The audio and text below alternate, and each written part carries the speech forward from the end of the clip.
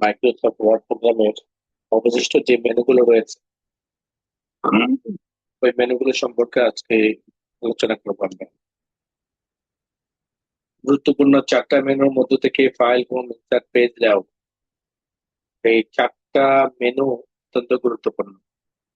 আমাদের 90 থেকে 95% কাজ এই চারটা মেনুতে। এরপরে যে মেনুগুলো রয়েছে এই মেনুগুলো মূলত হলো আমাদের সাপোর্ট মেনু। এগুলোতে আমাদের কাজ আছে আবার কাজ নেই। কেমন কাজ আছে? টুকিটাকি কিছু কমান্ড আছে যেগুলো আমাদের লাগবে, আর বাকি কিছু কমান্ড আছে যেগুলো আমরা যখন অ্যাডভান্সে যাব। কেমন অ্যাডভান্স? আমরা যখন প্রোগ্রামার হব, আমরা যখন বিভিন্ন সফটওয়্যার ডেভেলপার হব, সেই ক্ষেত্রে আমাদের লাগতে পারে। অর্থাৎ একজন ডেভেলপার, একজন সফটওয়্যার ডেভেলপার যিনি সফটওয়্যার তৈরি করেন, তিনি আপনার 1 বছর 4 বছর ব্যাপী আপনার ডিপ্লোমা করেন, কম্পিউটারের ভাষা আয়ত্ত করেন। কম্পিউটার ভাষা আয়ত্ত করার পরে যেটাকে বলা হয় কোড, এই কোডিং কাজগুলোকে যখন আয়ত্ত করেন, আয়ত্ত করার পরে তিনি কম্পিউটারের উপর কোনো ধরনের সফটওয়্যার তৈরি করতে চাইবে, তার মাথায় যে চিন্তাটা আসে সেই চিন্তাটাকে কম্পিউটারের ভাষায় একটা অ্যাপসে রূপান্তর করতে পারে। যেমন যিনি বাংলা সাহিত্যিক, তিনি বাংলা ভাষার উপর যেই কোনো ধরনের প্রবন্ধ নিবন্ধ তৈরি করতে পারেন। এভাবে যিনি আরবি সাহিত্যিক, তিনি আরবির উপর, যিনি ইংরেজির উপর পাণ্ডিত্য অর্জন করেছেন, তিনি ইংরেজির উপর, যিনি ফার্সির উপর পাণ্ডিত্য করেছেন, তিনি ফার্সির উপর। এভাবে তিনি একটা বই তৈরি করেন, প্রবন্ধ নিবন্ধ তৈরি করেন। ঠিক কম্পিউটারের কোডিং যারা শিখেছেন, যারা পারেন, তারা চাইলে একটা সুন্দর একটা অ্যাপ তৈরি করতে পারে। অ্যাপসটা বা সফটওয়্যারটা কেমন হতে পারে? যেমন মাইক্রোসফট কোম্পানির কথা বলি, এই যে মাইক্রোসফট ওয়ার্ড প্রোগ্রামটাকে তৈরি করেছেন, ওনারা অনুধাবন করেছেন যে এমন একটা অফিসিয়াল কার্যক্রমগুলোকে সম্পন্ন করার জন্য আমরা এমন একটা সফটওয়্যার তৈরি করব। ফলে তাদের একটা বিশাল টিম টিম মিলিয়ে এই সফটওয়্যারটা তৈরি করেছেন। আপনি দেখেছেন যখন আমরা একটা টেবিল তৈরি করি, এই একটা টেবিল তৈরি করার সাথে কমান্ড কিন্তু একটা, একটা টেবিল তৈরি করার সাথে সাথে আমাদের দুইটা স্বতন্ত্র মেনু চলে আসে। স্বতন্ত্র মেনু কেন আসলো? আমাদের এই টেবিল সংক্রান্ত যত ধরনের কাজ আমাদের প্রয়োজন, সবগুলো কাজগুলো এই মেনুগুলোর মধ্যে অ্যাড করে দেওয়া। এইটা তারা অনুভব করেছেন যে টেবিল একটা তৈরি হবে, সে টেবিলকে আবার কাজ করার জন্য আরো নানান ধরনের কমান্ড গুলো দরকার হবে। কোনটা কালার করতে হবে, কোনটা ছোট বড় করতে হবে, কোনটা মোটা করতে হবে, চিকন করতে হবে, কোনটা একাধিক ঘরকে অ্যাডজাস্ট করতে হবে। এই যে চিন্তাটা, সেই চিন্তার আলোকে তারা কোডের মাধ্যমে এই সফটওয়্যারটা তৈরি করেছে। এইভাবে এই সফটওয়্যারকে আবার নতুন নতুন বা অন্যান্য ডেভেলপাররা আছে যারা বিভিন্ন কোম্পানিগুলোকে সফটওয়্যার তৈরি করে দেন। বিভিন্ন স্কুল, কলেজ, মাদ্রাসা, শিক্ষা প্রতিষ্ঠান এবং বিভিন্ন ধরনের বিজনেস যে প্রতিষ্ঠানগুলো রয়েছে, ওই সকল প্রতিষ্ঠানগুলোকে নিজস্ব সফটওয়্যার গুলো তারা সাপ্লাই করেন। কিভাবে করেন? যেমন একটা গার্মেন্টস এর কথা বলি, একটা গার্মেন্টস এর স্টাফদের সকল স্টাফদের ডাটা, তাদের কাজের আউটপুট, তাদের স্যালারি, এক কথায় একজন স্টাফ জয়নিং থেকে একদম চাকরির শেষ অবধি পর্যন্ত তার হিস্টোরি সবকিছু তার সফটওয়্যার মধ্যে সেট আপ করা থাকবে। সফটওয়্যার মধ্যে সেট আপ বলতে এন্ট্রি করা থাকবে। সেই এন্ট্রি করার জন্য একটা নিজস্ব সফটওয়্যার দরকার। তো যখন ওই গার্মেন্টস কোম্পানি যখন কোনো সফটওয়্যার ডেভেলপমেন্ট কোম্পানির সাথে এরকম ইয়ে করে চুক্তিবদ্ধ হয়, তখন সফটওয়্যার ডেভেলপমেন্ট তাদের যে ফিচার গুলো রয়েছে, অর্থাৎ যে চাহিদাগুলো রয়েছে, সেই চাহিদার উপর তারা একটা সফটওয়্যার তৈরি করে। চাহিদার মধ্যে কি কি থাকে? অনেকগুলো বিষয় থাকে। তার মধ্যে থেকে এটাও থাকতে পারে যে আমার সকল স্টাফদের ডাটা গুলো কি এন্ট্রি থাকবে, কে কখন ছুটি নিচ্ছে, কতদিন ছুটি নিচ্ছে, কাজ কেমন করছে, প্রমোশন কেন হলো, কেমন হলো, কত বছর পর পর তার প্রমোশন হলো, ডিমোশন কেন হলো, এই যে তথ্যগুলোকে এরকম স্টেপ বাই স্টেপ তারা তৈরি করে দেয়। এইভাবে আমার এই সফটওয়্যার মাধ্যমে অটোমেটিক ভাবে তার জন্য একটা অভিনন্দন, অথবা তার প্রমোশন পত্র, অথবা তার ডিমোশন পত্র, অথবা তাকে কোনো ধরনের নোটিশ অটোমেটিক ভাবে তৈরি হয়ে যাবে চিঠি আকারে। এই যে যুক্তিগুলো দেওয়া হয়, তখন ডেভেলপাররা এই ধরনের মাইক্রোসফট ওয়ার্ড একটা প্রোগ্রাম তারা তৈরি করে না, তারা তখন লিঙ্ক করে দেয় ওই সফটওয়্যার সাথে, এই সফটওয়্যার সাথে একটা কি করে দেয়, লিঙ্ক করে দেয়। কিভাবে লিঙ্ক করে? যেমন আমরা এটার কথা বলি, এটা আমরা চার্ট যখন চার্ট নিয়ে আলোচনা করেছিলাম, যখন কোনো ধরনের চার্ট আমরা অ্যাড করি, দেন ওকে বাটন প্রেস করি, তখন কিন্তু মাইক্রোসফট ওয়ার্ড প্রোগ্রামও নিজস্ব নিজস্ব ভাবে এই কাজটা সম্পন্ন করতে পারে না। তখন কি করে, আরেকটা ওই লিঙ্কের মাধ্যমে আরেকটা সফটওয়্যার অর্থাৎ মাইক্রোসফট এক্সেল প্রোগ্রামের সাহায্য নেয়। এবার মাইক্রোসফট এক্সেল প্রোগ্রামের মধ্যে আমরা যা যা করি, দেন ক্লোজ বাটন ক্লিক করি, তখন সেই ফলাফলটা আমাদের মাইক্রোসফট ওয়ার্ডের মধ্যে চলে আসে। এইভাবে সফটওয়্যার ডেভেলপাররা Microsoft Word, Microsoft Excel, Microsoft PowerPoint, Microsoft Access, এরকম বিভিন্ন প্রোগ্রাম গুলোকে তাদের সফটওয়্যার সাথে এভাবে লিঙ্ক করে দেয়। ফলে কি হয়, এই যে একটি পূর্ণাঙ্গ সফটওয়্যারের যে কাজগুলো, গোল করা, ছোট বড় করা, কালার করা, ফন্ট চেঞ্জ করা, নানান ধরনের কাজগুলো রয়েছে, এই কাজগুলো যদি নিজস্ব ভাবে একজন ডেভেলপার করতে যায়, তাহলে তার টিম লাগবে অনেক বড়, এবং ওই সফটওয়্যারটা তৈরি করতে তার ব্যয়বহুল খরচ হবে, যা তার ক্লায়েন্ট তাকে দিবে না। ক্লায়েন্টকে যত কম রেটের মধ্যে একটা সফটওয়্যার সাপ্লাই দিতে পারবে, ক্লায়েন্ট তত বেশি তার কাছে ধরা দিবে। ঠিক আমাদের এই প্রোগ্রাম গুলোর মধ্যে, মাইক্রোসফট ওয়ার্ড, এক্সেল, এরকম প্রত্যেকটা প্রোগ্রামের মধ্যে এরকম কিছু সাপোর্ট মেনু রয়েছে, যে মেনু গুলো বিভিন্ন সফটওয়্যারের সাপোর্টের জন্য প্রয়োজন, লিঙ্কের সাথে অ্যাডজাস্ট করার জন্য প্রয়োজন। বাট আমাদের যে সবগুলো দরকার হবে এমনটাও না, আমাদের যে সবগুলো কমান্ড দরকার হবে না এমনটাও কিন্তু না। কিছু কিছু কমান্ড আমাদের দরকার হতে পারে।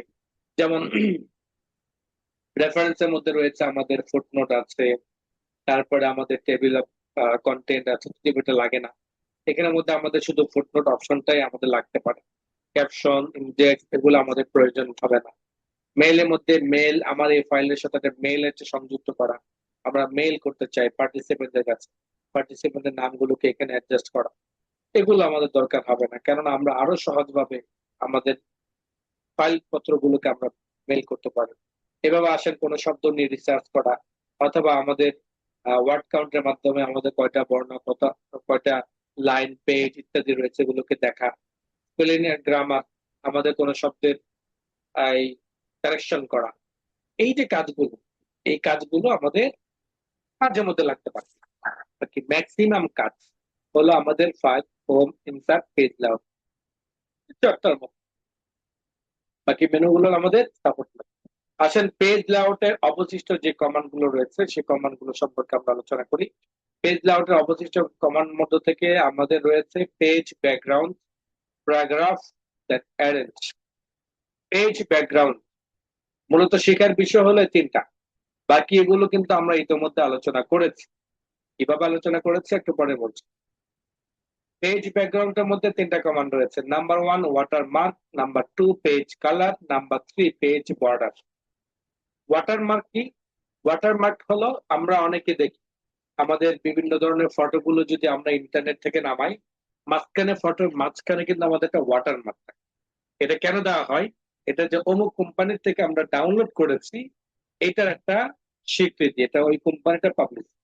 এইভাবে দেখবেন বিভিন্ন কোচিং সেন্টারের যে শীট গুলো তৈরি করা হয় নিজস্ব, ওই শীট গুলোর মিডলের মধ্যে লোগো দিয়ে দেওয়া হয়, যাতে এই শীটটা অন্য কোনো কোচিং সেন্টার নিজস্ব নামে চালিয়ে নিতে না পারে, যাতে লোগোর মাধ্যমে ধরা খায়।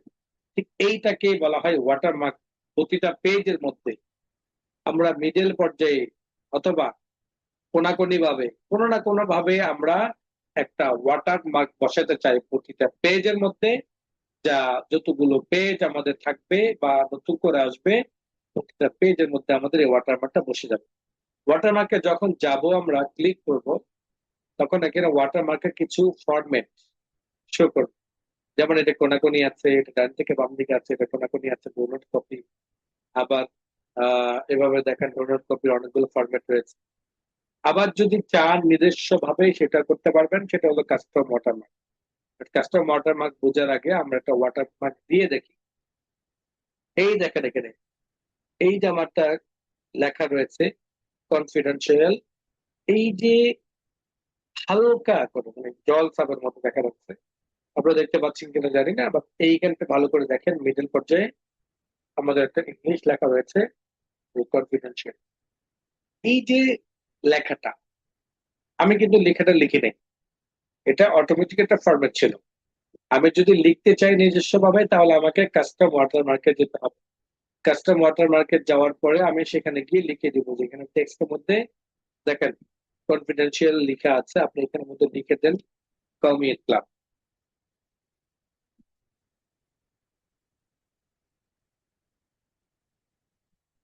কমিউনিটি ক্লাব লিখলাম, দেন ওকে বাটন প্রেস করলাম, দেখেন এখন এখানে শো করছে কমিউনিটি ক্লাব।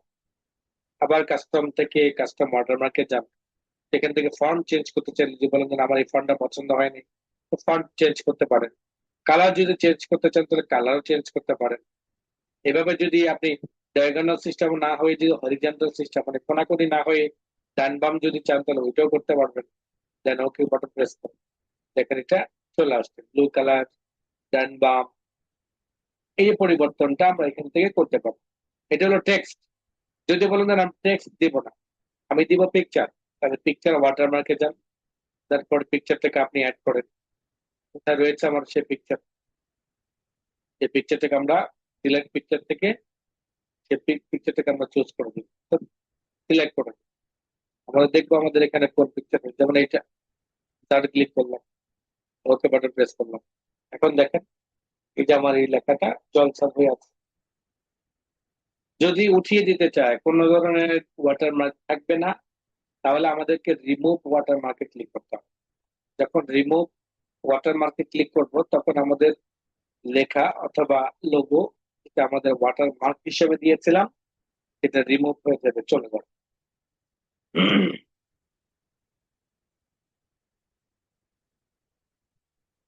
এরপর আসেন হলো পেজ কালার। আর বর্তমানে আমাদের পেজটি কি কালার আছে বলেন দেখি, বর্তমানে আমাদের পেজটি কি কালার আছে? সাদা। সাদা কালার। কি কালার? সাদা কালার। সাদা কালার। এই সাদা কালার, এটা কিন্তু আমাদের পেজের মূল কালার। পেজের মূল কালার কখনো কিন্তু প্রিন্ট আউট হয় না। পেজের মূল কালার কি হয় না, প্রিন্ট আউট হয় না। এটা জাস্ট শো, কাদের সুবিধা। এটা হোয়াইট থাকতে পারে, আমি হোয়াইটের মধ্যে লিখলাম, আর আমি যখন প্রিন্ট করলাম সেটা রঙিন পেজের মধ্যে প্রিন্ট করলাম, তখন কি আমার রঙিন পেজ আসবে নাকি সাদা কালার আসবে বলেন?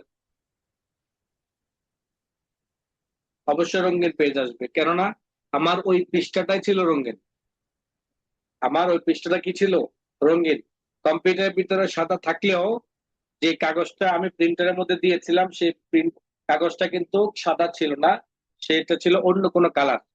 যার কারণে ওই কালারের মধ্যে শুধু আমার এখানে যে লেখাগুলো থাকবে ওই লেখাগুলো প্রিন্ট আউট হবে। এভাবে আমার এখানের মধ্যে সাদা রয়েছে, তা আমি চাচ্ছি যে কাজের সুবিধার্থে সাদাটা আমার চোখের মধ্যে কেমন যেন লাইট লাইট মনে হচ্ছে, তা আমি চাচ্ছি যে এখানে একটু অফ হোয়াইট কালার দিয়ে দিতে, যাতে আমার চোখের প্রবলেম না হয়। ওই ধরনের কালারটাই হলো মূলত পেজ কালার। আপনি পেজ কালার দিয়ে এটা ধরে নিয়েন না যে আপনি এখান থেকে কালার করবেন আর আপনার প্রিন্টার থেকে প্রিন্ট দিবেন আর কালার প্রিন্ট হবে, বিষয়টা কিন্তু এমন না।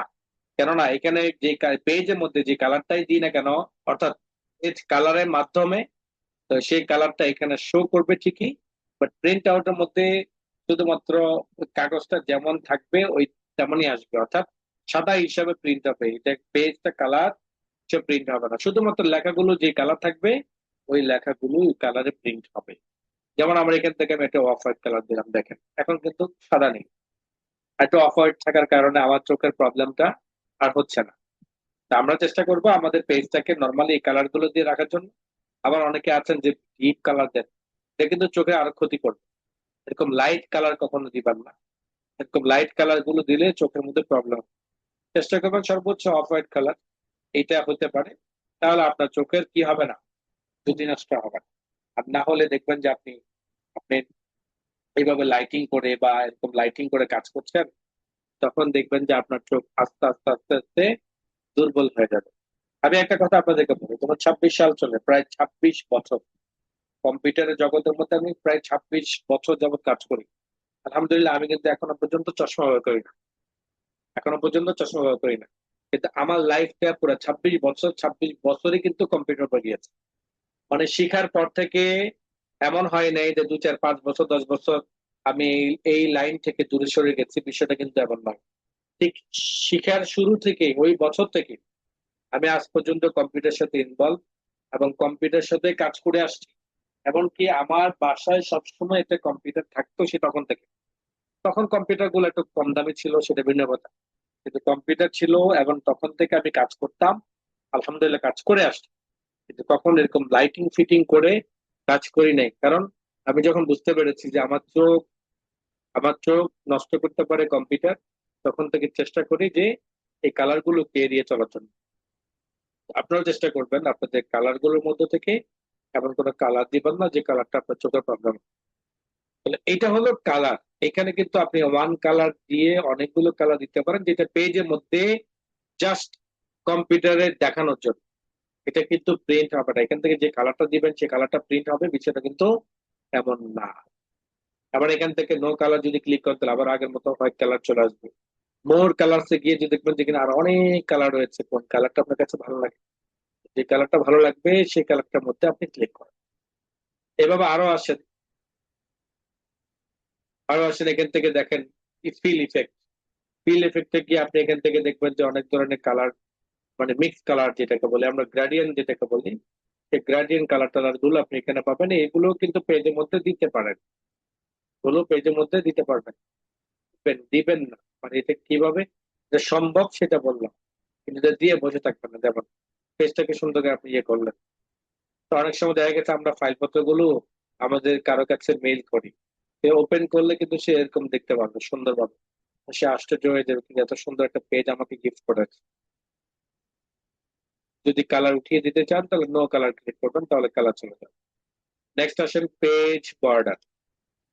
এই পেজ বর্ডার মধ্যে তিনটা বর্ডার রয়েছে, number 1 border, number 2 page border, number 3 shading. Shading এবং বর্ডার এই দুটা ইতিমধ্যে আমরা শিখে ফেলেছি কিভাবে। যেমন আমাদের ইনসার্ট মেনুতে আমরা যখন গিয়েছি, অথবা হোম মেনুতে আমরা যখন ছিলাম, হোম মেনুতে যখন ছিলাম তখন কিন্তু আমরা এখান থেকে টেবিল পেয়েছি। এই টেবিলটাই মূলত হলো আমাদের শুধু বর্ডার, লেখার চতুর্পাশে একটা বর্ডার করে দেখেন। এবার একটা বর্ডার দিলাম, যেমন দেখেন আমার লেখার চতুর্পাশে কিন্তু একটা বর্ডার হয়েছে। এই বর্ডারটা হলো সেই বর্ডার। যদি বর্ডার উঠিয়ে দিতে চান তাহলে নো বর্ডার ক্লিক করুন, বর্ডার চলে যাবে। আর শেডিং কালার, এখান থেকে আমরা যে কালারটা শেডিং কালার দিই, এই শেডিং কালারটাই হলো এই কালার। এখানে শেডিং রয়েছে, আবার এখানেও রয়েছে। আবার এই কাজটাই আমার আবার পেজ লেআউটের মধ্যে গিয়ে পেজ বর্ডার থেকে শেডিং রয়েছে, আপনি চাইলে এখান থেকে কালার দিতে পারেন। আমি ওকে বাটন প্রেস করলাম, দেখেন এখানে মধ্যে আমার একটা কালার বসে গেছে, নিচেতে কালার বসে বসে গেছে। এটা হলো সেই শেডিং কালার। শেডিং কালারটাকে যদি উঠিয়ে দিতে চান তাহলে আপনি নো কালার ক্লিক করবেন, তখন এটি উঠে যাবে। দেখেন চলে গেছে। এইভাবে আসেন বর্ডার, এখান থেকে যদি আপনি বর্ডার দিতে চান বর্ডার দেন, এখান থেকে দেখেন বর্ডার বসে গেছে। আবার যদি সেই বর্ডারটাকে উঠিয়ে দিতে চান তাহলে বর্ডার থেকে এখান থেকে, অথবা আপনি হোমে গিয়ে সে বর্ডার থেকে নো বর্ডার ক্লিক করলেও চলে যাবে। পেজ লেআউটে যাওয়ার পরে এরপর আসেন হলো মূলত যেটা শেখার বিষয়, সেটা হলো পেজ বর্ডার। লেখা বর্ডার কিভাবে করে সেটা শিখেছি, লেখার নিচে শেডিং কালার কিভাবে দেয় সেটা আমরা ইতিমধ্যে শিখেছি, আজকে আবার রিপিট করেছি। কিন্তু এখানে যে পেজ বর্ডারটি রয়েছে সেটা কিন্তু আমাদের পূর্বে ছিল না, আমরা এখন সেটা শিখবো। সেটা হলো আমাদের পেজের চতুর্পাশে আমরা একটা বর্ডার যদি দিতে চাই, পেজের চতুর্পাশে যদি আমরা বর্ডার দিতে চাই, সেক্ষেত্রে আমরা কিভাবে দিব। সেক্ষেত্রে আমরা চলে যাব হলো আমাদের পেজ বর্ডার, পেজ বর্ডার চলে যাব। এখান থেকে সেম এই বর্ডারের মতোই আমাদের এখানে বর্ডার গুলো রয়েছে। কোন বর্ডারটা আপনি দিতে চান, চিকন দিতে চান, মোটা দিতে চান, ড্যাশ ড্যাশ দিতে চান, না স্টিক দিতে চান, ডাবল স্টিক দিতে চান, না আপনার ট্রিপল স্টিক দিতে চান, কোনটা দিতে চান, যেটা আপনার কাছে পছন্দ হবে সেটাতে ক্লিক করেন। দেন বর্ডার কালার করতে চাইলে আপনি কালার ক্লিক করতে পারেন, যে কালারটা পছন্দ হয় সে কালারটা করলেন। বর্ডারটাকে চিকন মোটা করতে চাইলে চিকন মোটা করতে পারবেন। ওকে বাটন প্রেস করেন। এখন দেখেন আমার পেজের চতুর্পাশে একটা বর্ডার হয়ে গেছে। এই বর্ডারটা কিন্তু প্রিন্ট আউট হবে, শুধুমাত্র প্রিন্ট হবে না, পেজ কালার কিন্তু বাকি দুইটাই কিন্তু প্রিন্ট আউট হবে। ওয়াটারমার্কও প্রিন্ট হবে, পেজ, বর্ডার, শেডিং, তারপরে শুধু বর্ডার সবকিছু প্রিন্ট আউট হবে। যদি বলি আমি এগুলো আমার পছন্দ হয় না, আমি ফল ফলাদি গাছপালা এগুলো দিতে চাই, তো সেক্ষেত্রে আপনি চলে যাবেন আর্ট। আর্টে গিয়ে দেখবেন যে এখানে অনেক ধরনের গাছগাছালি রয়েছে, আপনার কাছে যেটা ভালো লাগবে সেটা ক্লিক করবেন এন্ড ওকে বাটন প্রেস করবেন। দেখেন আপনার পেজের চতুর্পাশে কিন্তু গাছগাছালি হয়ে গেছে। আবার যদি চেঞ্জ করতে চান চেঞ্জ করেন, এখান থেকে নিচের দিকে যান, অনেক ধরনের ফল, ফ্লাওয়ার, তারপরে ফুড, তারপরে আপনার ট্রি, এরকম অনেক কিছু রয়েছে। লতা পাতা থেকে শুরু করে সবকিছু আছে। আপনার কাছে কোনটা ভালো লাগে আপনি সেটা ক্লিক করেন, দেখবেন সেটা এখানে চলে আসবে। এটা হলো পেজ বর্ডার, প্রিন্ট আউট হবে। আপনি যদি বর্ডারটা উঠিয়ে দিতে চান তাহলে ডান, দেন ওকে বাটন, দেখবেন যে বর্ডারটা চলে যাবে। আসেন হলো প্যারাগ্রাফ। এই প্যারাগ্রাফটা কি? প্যারাগ্রাফটা কিন্তু আমরা আলোচনা করেছি ইতিমধ্যে হোম থেকে। হোমে গিয়ে আমরা প্যারাগ্রাফ আলোচনা করেছি। এই প্যারাগ্রাফের মধ্যে থেকে আমাদের ডাইনে বামে উপর নিচে লেখার আমরা কতটুকু পরিমাণ গ্যাপ রাখতে চাই সেই গ্যাপ কাজগুলো আমরা করতে পারি। আমরা ফাইল মেনু থেকে যখন রিসেন্ট থেকে আমরা কোন একটা ফাইল ওপেন করি যেটার মধ্যে আমাদের লিখে আছে, okay? এবার দেখেন আমি যদি এই জায়গার মধ্যে বলি, এবার চলে যাই আমি পেজ লেআউটে, দেন প্যারাগ্রাফ। প্যারাগ্রাফের মধ্যে দুটো শিরোনাম রয়েছে, একটা হলো ইনডেন্ট আর একটা হলো স্পেসিং। ইনডেন্ট মানে হলো আমার লেখার বামে বা ডানে নির্দিষ্ট পরিমাণ গ্যাপ তৈরি করা। যেমন আমি লেফটে দিয়েছি 0.5, এন্টার বাটন প্রেস করলাম, দেখেন 0.5 ইঞ্চি পরিমাণ দূরত্ব হয়ে গেছে। এভাবে যদি আমি রাইট মানে ডান সাইড থেকেও যদি আমি নির্দিষ্ট পরিমাণ গ্যাপ রাখতে চাই তাহলে আমি এখানে দিয়ে দিব 0.5 দিয়ে দিলাম, তাহলে দুই জায়গায় সমান করে গ্যাপ হয়েছে। তো অনেক সময় আমাদের লেখা সাজানোর ক্ষেত্রে এরকম কিছু কাজ রয়েছে যেটা দুই পাশ থেকে নির্দিষ্ট পরিমাণে গ্যাপ রেখে তারপর কাজটাকে সম্পন্ন করতে হয় সাজানোর সুবিধার্থে, সৌন্দর্য সুবিধার্থে। তখন এই কাজগুলো ইন্ডেন্টে করতে হয়। আমি ইন্ডেন্টে লেফটে 0 করে দিলাম এবং রাইটে 0 করে দিলাম। এবার দেখেন ঠিক আমার বাউন্ডারি টু বাউন্ডারি লেখা হয়ে গেছে। আর স্পেসিং যেটা সেটা হলো আমার প্যারাগ্রাফ। এই প্রথম ইন্টার থেকে দ্বিতীয় ইন্টার পর্যন্ত পুরোটাকে একটা প্যারাগ্রাফ বলে। এই প্যারাগ্রাফের উপর অংশ রয়েছে আবার নিচে অংশ রয়েছে। এই উপর অংশ আর নিচের অংশ গ্যাপ তৈরি করাটাকে মূলত স্পেসিং বলে, যেটাকে প্যারাগ্রাফ স্পেসিং বলে। তো প্যারাগ্রাফ স্পেসিং এর মধ্যে রয়েছে বিফোর এবং আফটার। মানে এই প্যারাগ্রাফের উপর অংশ, আফটার মানে হলো এটা প্যারাগ্রাফের নিচের অংশ। আমি যদি এখানে বিফোর এর মধ্যে যদি আমি পয়েন্ট আমি 5 পিটি দিলাম, দেখেন আমার এই আরবি লেখার থেকে মিডলে একটা নির্দিষ্ট পরিমাণ গ্যাপ তৈরি হয়েছে আরবি লেখার নিচে বাংলা লেখার উপরে, কারণ আমি বিফোর দিয়েছি আমার বাংলায়, যার কারণে বাংলার উপরে আরবির নিচে পরিমাণ গ্যাপ তৈরি হয়েছে। আমি যদি আফটারের মধ্যে যদি দিয়ে দিই, তারপর আমি 10 দিলাম, তখন দেখেন এই যে আমার এই প্যারাগ্রাফের আফটার মানে নিচের দিকে 10 পিটি পরিমাণ দূরত্ব হয়েছে। উপরটা 5, নিচেরটা 10।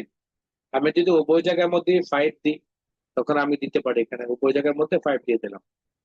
এটা কখন দরকার হয়? এটা আমরা যখন বই পুস্তকগুলো সাজাই, সাজানোর ক্ষেত্রে মেকআপ ম্যান যেটাকে বলা হয়, যে বইয়ের সৌন্দর্য বৃদ্ধি করার জন্য এরকম স্পেসিং এর কাজ করতে হয়, কখনো কমাইতে হয় কখনো বাড়াইতে হয়। আপনি যখন চাবেন ইনডেন্ট এবং স্পেসিং এর মাধ্যমে বৃদ্ধি সম্পন্ন করতে পারবেন। এরপর আসেন অ্যারেঞ্জ। অ্যারেঞ্জের পূর্ণাঙ্গ কাজ আমরা কমপ্লিট করেছি কিভাবে? আমরা যখন আমাদের ইনসার্ট মেনুর পিকচারের কাজ করেছি, অবজেক্টের কাজ করেছি, তখন সেই অবজেক্টের কাজ দিয়ে আমরা উপর নিচ অ্যালাইন মিলানো ইত্যাদি কাজগুলো আমরা করেছি। যেমন আমরা কোনো একটা ফটো নিয়ে কাজ করি, এই ফটোটাকে নিলাম, এই ফটো নেওয়ার পরে এই যে এখানে অ্যারেঞ্জে যা কিছু দেখেছেন, position, rough text, selection panel, rotate, group, align, ঠিক পেজ লেআউটের মধ্যে গিয়েও সেম এই কমান্ড গুলো পাবেন। এক কথা ইতিমধ্যে আমরা এটা শিখেছি, এটি পুনরায় আলোচনা করার প্রয়োজন বোধ করছেন। এরপর আসেন হলো আমাদের রেফারেন্স। রেফারেন্সের মধ্যে প্রথমে রয়েছে টেবিল অফ কন্টেন্ট, এটা মূলত আমাদের লাগে না। টেবিল অফ কন্টেন্টটা কি সেটাকে বুঝেন। যেমন আমি একটা বই তৈরি করেছি, যেমন এই বই কথা বল, এই বইয়ের একটা সূচিপত্র লাগবে না? লাগবে কিনা? এই বইয়ের একটা সূচিপত্র লাগবে কিনা আপনাদের? মানে এই বই যখন কমপ্লিট হয়ে যাবে তখন প্রত্যেকটা শিরোনাম দিয়ে এই শিরোনামটা কত নাম্বার পেজের মধ্যে রয়েছে এরকম একটা আমাদের সূচিপত্র তৈরি করতে হয় না? যেটাকে বলে, যেটাকে কি বলা হয়, ইন্ডেক্স বলা হয়। এই ইন্ডেক্সটা মূলত হলো আমার টেবিল অফ কন্টেন্ট। ইন্ডেক্সটা কি মূলত আমার টেবিল অফ কন্টেন্ট। আমরা সাধারণত আমাদের আরবি, বাংলা, উর্দু এগুলো সাধারণত আমরা যখন কমপ্লিট করি কাজ, তখন আমরা আমাদের এই কাজগুলো অটোমেটিক ভাবে কি করি না, সূচিপত্র তৈরি করি না। কারণ অটোমেটিকের যে ফরম্যাট গুলো রয়েছে সেই ফরম্যাট গুলো আমাদের পছন্দ না, নাম্বার ওয়ান। নাম্বার টু, যেহেতু আমাদের পেজটা ডান বাম রয়েছে, টেবিল অফ কন্টেন্ট ডান বামকে কাউন্ট করতে পারে না, প্রতিটা পেজ একটা কাউন্ট। নাম্বার থ্রি, আমরা ম্যানুয়ালি এটা সূচিপত্র তৈরি করি, কেননা কখনো কখনো আমাদের ফুল পেজে, কখনো কখনো আমাদের হাফ পেজে সূচিগুলো তৈরি করতে হয়। যার কারণে টেবিল অফ কন্টেন্টের মাধ্যমে 99% মেকআপ ম্যানরা কাজ করে না, কেননা এটি কেবল ধরতে পারে ইংলিশ শিরোনামগুলো, ইংরেজি শিরোনামগুলোকে কি করতে পারে, কাউন্ট করতে পারে। এটা কিন্তু অটো কাউন্ট করে। কি করে? অটো কাউন্ট করে, দেখেন লিখেও আছে অটোমেটিক টেবিল, অটোমেটিক। এটা আবার রয়েছে ম্যানুয়াল।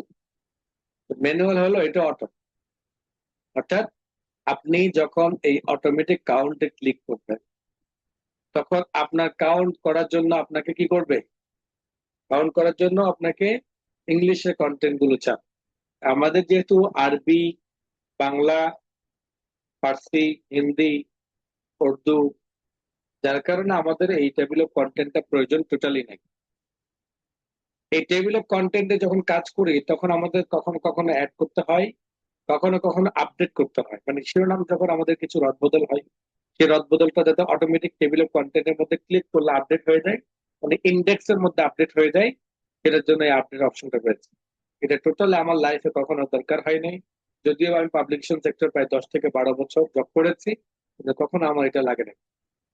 যেহেতু পাবলিকেশন সেক্টরটাই হলো বই পুস্তকের কাজ, ওই সেক্টরে যেহেতু এটা কখনো প্রয়োজন হয় নাই, আপনাদের প্রয়োজন হবে বলে মনে হয়।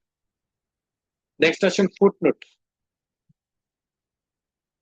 এই ফুটনোটের মধ্যে আমাদের যে কাজগুলো মূলত, সেটা হলো টিকা। টিকার একটা অপর নাম আমরা বলি সাধারণত ফুটনোট, আবার অনেকে বলে আমরা হাসিয়া বলি। এই যে নিচে যে অটোমেটিক নাম্বার গুলো কাউন্ট করেছে, এটা কিন্তু ম্যানুয়ালি আমরা বসাই নাই, এগুলো আমরা এই ফুটনোট কমান্ডের মাধ্যমে করেছি। ফলে একের পর এক অটোমেটিক নাম্বার অনুযায়ী, সিরিয়াল অনুযায়ী আমার এই ফুটনোট গুলো অ্যাড হয়েছে।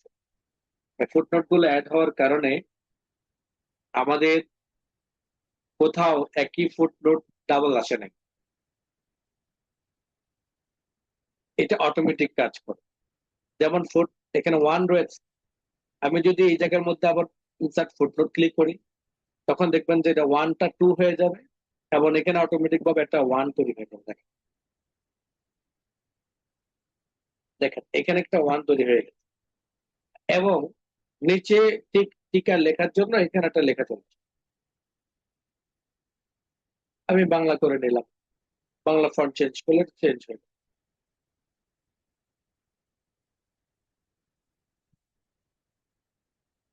বাংলা হয়ে গেছে। এটা এভাবে ফুটনোটের কাজগুলো করতে হবে। ফুটনোটের আরেকটা কমান্ড রয়েছে, সেটা হলো ইন্ট নোট। ইন্ট নোট আমরা সাধারণত হাসিয়ে কয়ভাবে দেখেছি বলেন দেখি, কে কয়ভাবে দেখেছে?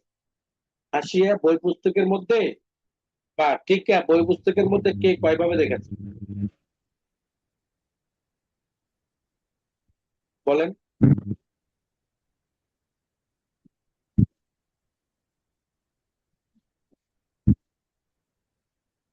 কথা বলেন। আমি তো অনেকক্ষণ কথা বললাম, আমার দাঁতগুলো, আপনার দাঁতগুলো একটু ব্যথা করে। স্যার আরবি বইয়ের মধ্যে না, বাংলা বইগুলোর মধ্যে। না মানে যে কোনো মাধ্যমে হোক, এই ফুটনোট না, ফুটনোটটা আপনারা কয়ভাবে দিতে দেখেছেন?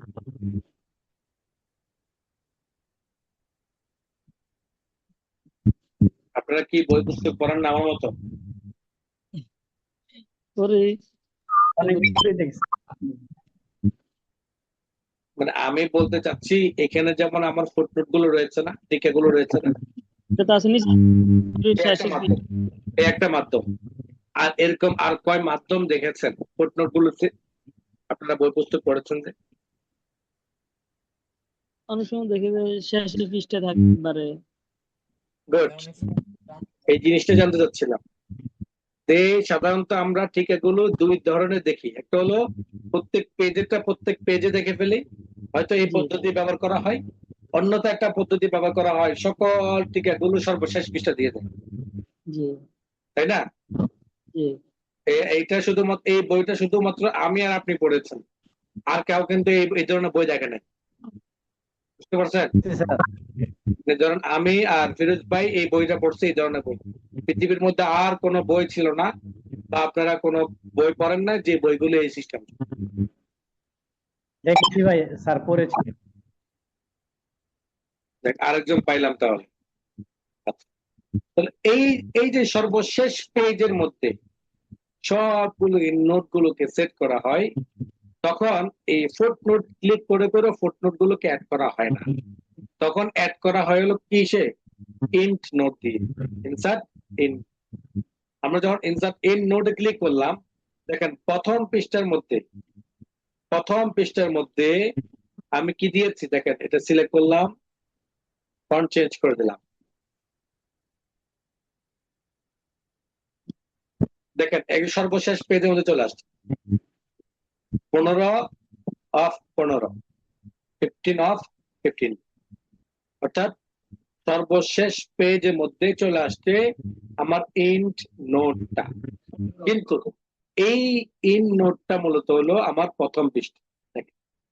প্রথম পৃষ্ঠার এই টিকাটা সর্বশেষ পেজের মধ্যে গিয়ে এন্ট্রি হচ্ছে, নাম্বার এখানে থাকবে, পুরা বই 1 2 3 4 5 6 7 8 9 10 করে পুরো পেজ, পুরো বই কমপ্লিট হবে, এবং অটোমেটিক ভাবে এই নাম্বার গুলো সর্বশেষ পেজের মধ্যে চলে যাবে। এটাকে বলা হয় ইন্ট নোট। আর ফুটনোট মানে হলো প্রত্যেক পৃষ্ঠার খেলা প্রত্যেক পৃষ্ঠার মধ্যে শেষ করে দিন, দ্বিতীয় পৃষ্ঠার মধ্যে কি আবার নতুন করে 1 2 চুরি শুরু, একটা সিস্টেম। আরেকটা সিস্টেম হলো এই অল নাম্বার গুলো উপর থেকে শেষ পৃষ্ঠা পর্যন্ত রানিং করবে, কিন্তু প্রত্যেক পৃষ্ঠার টিকাটা প্রত্যেক পৃষ্ঠার মধ্যে বসায় দিবে।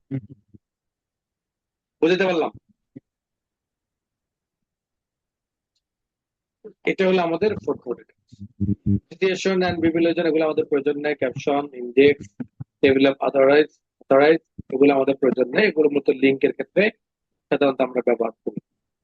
মেইল আমাদের প্রয়োজন হবে না, এটা মেইল সংক্রান্ত। এই ফাইলের সাথে এই ফাইলটা আমরা মেইল করব কিভাবে, কিভাবে অ্যাটাচ করব, এগুলা নিয়ে আমরা এখান থেকে সাধারণত ওয়ার্ড ফাইল থেকে মেইল করি না, আমরা সরাসরি মেইল ফাইল থেকে মেইল করি। অর্থাৎ মেইল, জিমেইল যখন আমরা শিখবো ইন্টারনেট, তখন কিভাবে মেইল করতে হয়, কিভাবে অ্যাটাচ করতে হয়, কিভাবে আপলোড করতে হয়, ডিটেলস সম্পর্কে আমরা আলোচনা করবো তখন। রিভিউ তো তেমন কোনো কাজ নাই, আছে হলো আমাদের প্রুফিং এর মধ্যে, আর ট্রান্সলেট তো আমাদের কাজ নেই, কমান্ড ট্র্যাকিং এগুলো আমাদের প্রয়োজন নেই। স্পেলিং গ্রামার রিসার্চ প্রয়োজন হবে না। একটা শব্দ নিয়ে রিসার্চ করা এটা আমাদের লাগবে না কখনো, কারণ এইখানে যেহেতু রিসার্চটা ইন্টারনেট ভিত্তিক না, এই রিসার্চটা মূলত হলো আমার এই মাইক্রোসফট ওয়ার্ড ফাইলের যে ডিকশনারি আছে, সেই ডিকশনারির মধ্যে যতটুকু তথ্য দেওয়া থাকবে ততটুকু মূলত রিসার্চ। যার কারণে রিসার্চ যদি কোনো শব্দ করতে হয় সেটা অনলাইন থেকে আমরা করে নিতে পারবো। বাট এখানে স্পেলিং গ্রামার এটা আমাদের লাগবে। কোনো ইংরেজি ভুল করেছেন, কোনো কিছু আপনি ভুল করেছেন, সেটা সঠিক শব্দটা আপনি কিন্তু এখানে পাবেন, সঠিক শব্দ। যেমন ফাদার, আমি এখানে একটা শব্দ লিখলাম ফাদার, আমি যখন ইনসার্টে যাব, রিভিউতে যাব, দেন স্পেলিং গ্রামার ক্লিক করব, তখন আমাকে এখানে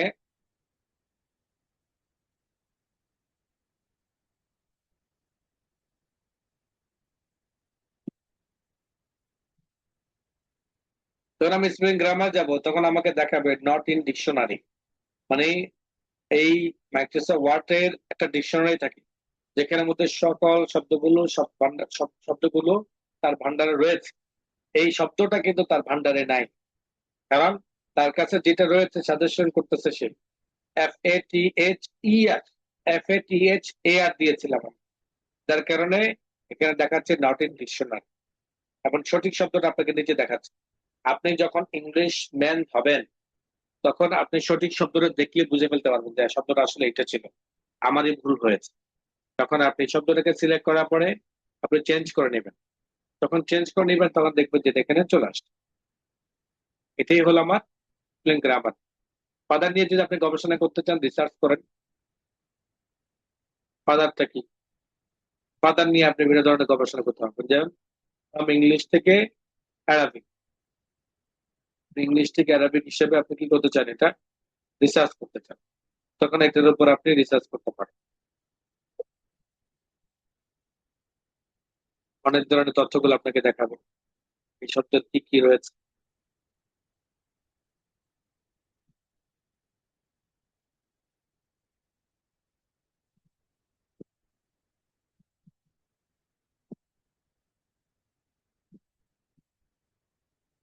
এরপর আসলে ল্যাঙ্গুয়েজটা আমাদের প্রয়োজন হবে না, ট্রান্সলেটও প্রয়োজন হবে না।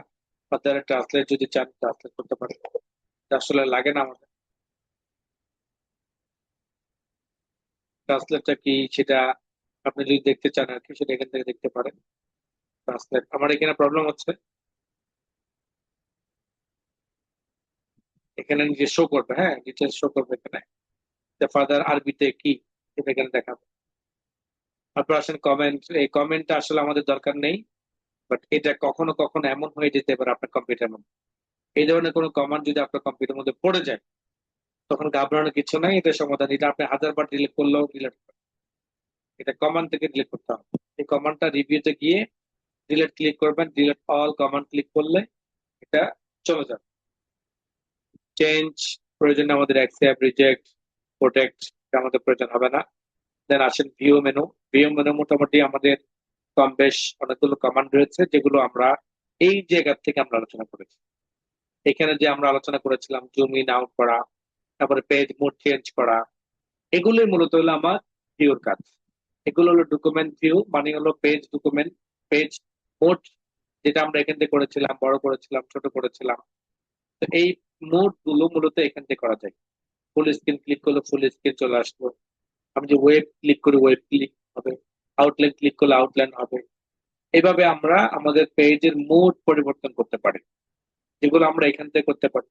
আবার জুম ইন আউট করতে পারি, আমরা জুম ইন আউট এটা এখান থেকে করতে পারি। জুম ইন আউট 100% রয়েছে, one page, two page, page width, এভাবে জুম, এবার জুমে ক্লিক করার পর এখান থেকে পার্সেন্টেজের মাধ্যমে আপনি জুম ইন আউট করতে পারবেন, কত পার্সেন্টেজ আপনি জুম ইন আউট করতে চান সেটা আপনি এখান থেকে করতে পারবেন। আমি 100% দিলাম, অ্যাকচুয়াল সাইজ হলো 100%। আসেন এই যে স্ক্রিনের রোলারটা রয়েছে, সেই রোলারটা যদি উঠিয়ে দিতে চাই রোলার চলে যাবে, আবার যদি ক্লিক করে চলে আসবে।